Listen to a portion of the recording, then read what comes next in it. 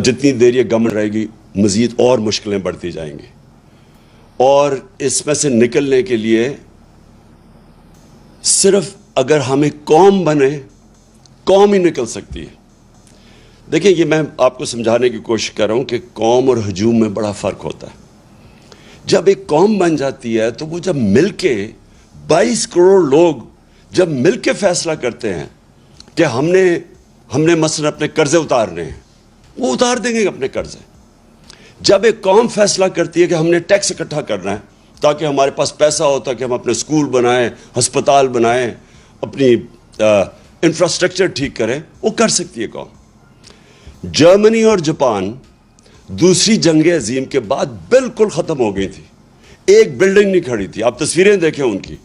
दूसरी जंग अजीम के बाद जापान के ऊपर 2 एटम बम गिर चुके थे, उनकी एक बिल्डिंग नहीं खड़ी थी, लेकिन क्योंकि वो कौमें थीं, कौमों ने मिल के 10-10 सालों में वो फिर से खड़े हो गए। तो हम तो अल्लाह ने इस मुल्क को इतना ज़्यादा दिया है कि हमें, आपको भी नहीं अंदाज़ा कि उसने कितनी नेमतें बख्शी हैं। लेकिन वो हम तब तक, जब तक हम कौम नहीं बनते, एक कौम बन के हम इसका मुकाबला नहीं करते, हम इन नेमतों का नहीं फ़ायदा उठा सकेंगे। हम जब, मुझे बड़ी अच्छी तरह याद है जब ज़लज़ला आया पाकिस्तान में 2005 और 2010 में जब सैलाब आया, क्योंकि मैं काम कर रहा था, रिलीफ वर्क कर रहा था, मैं लोगों के बीच में था, मैं सबसे पहले अपने बैरून मुल्क पाकिस्तानियों को मोबिलाइज़ करूँगा। देखिए मेरे पाकिस्तानियों, एक चीज़ समझें, हमें अंदाज़ा ही नहीं है कि हमारा कितना बड़ा असासा है बैरून मुल्क पाकिस्तानी। हमने आते साथ ही इनकी थोड़ी सी मदद की कि ये जो पैसे भेजते हैं, रेमिटेंसेस भेजते हैं, जो हमारे लोग बाहर काम करते हैं, हमने कोशिश की कि बैंक के थ्रू भेजें। पाकिस्तान की तारीख में सबसे ज़्यादा 31 अरब डॉलर की रेमिटेंसेस आई।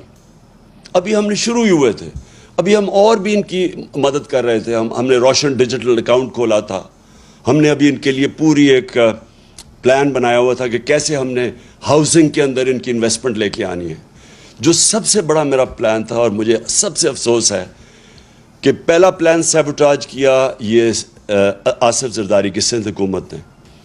हमने एक बंडल आइलैंड है, उसके ऊपर एक नया शहर बना रहे थे, मॉडर्न सिटी, और बड़े बड़े इन्वेस्टर्स आ गए जिन्होंने अरबों डॉलर उसमें इन्वेस्ट करना था। तो उससे होना क्या था कि उससे एक तो कराची जो फैलता जा रहा है और जो मुश्किल, पानी भी नहीं दे सकते, सीवरेज भी नहीं दे सकते, यानी कराची का हालात जो खंडर बनता जा रहा है। जब एक मॉडर्न सिटी जिस तरह दुबई है, क्या वजह कि हम दुबई जैसा एक जजीरे के ऊपर शहर नहीं बना सकते? तो वो पूरे इन्वेस्टर्स भी आ गए। सिंध हुकूमत ने सैबोटाज किया, इन्होंने कहा कि नहीं, हम NOC दे के वापस ले लिया, उसमें डॉलर्स आने थे। दूसरा जो रावी सिटी है, रावी सिटी लाहौर को बचाने के लिए पुराना प्लान है, कोई 15-20 साल का, उसके लिए भी लोग आ गए, इन्वेस्टर्स तैयार, अभी भी इन्वेस्टर्स है, पता नहीं अभी वो, क्योंकि जब से हमारी हुकूमत गई है मुझे नहीं पता, वो भी आ गए। एक अदालत ने 1 साल स्टे ऑर्डर दे दिया, आगे बढ़ नहीं रहे थे हमें, तो रुकावटें थी। लेकिन अगर दोनों जगह पैसा आ जाता तो आज ये जो हमारा रुपया गिर रहा है, ये रुपया ना गिरता, क्योंकि हमारे पास डॉलर्स आ जाने थे बाहर से। तो कहने का मकसद ये कि इस तरह के और हमारे प्लान्स हैं।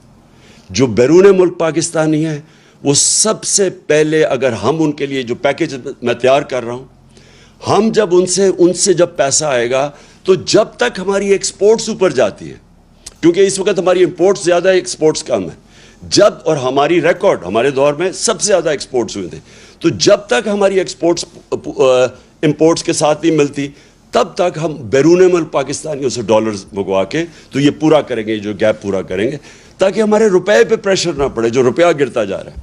तो पहली चीज़ तो मेरी ये है कि हमने अपने बैरून मुल्क पाकिस्तानियों को पूरी तरह इस मुल्क की, जो हम इस बुरान से निकालेंगे, पूरी तरह उनकी हम मदद लेंगे, और उनका जो अरबों डॉलर उनके बाहर पड़े हैं, ये मेहनत कश लोग हैं, इनका इंशाल्लाह पैसा लेके आएंगे।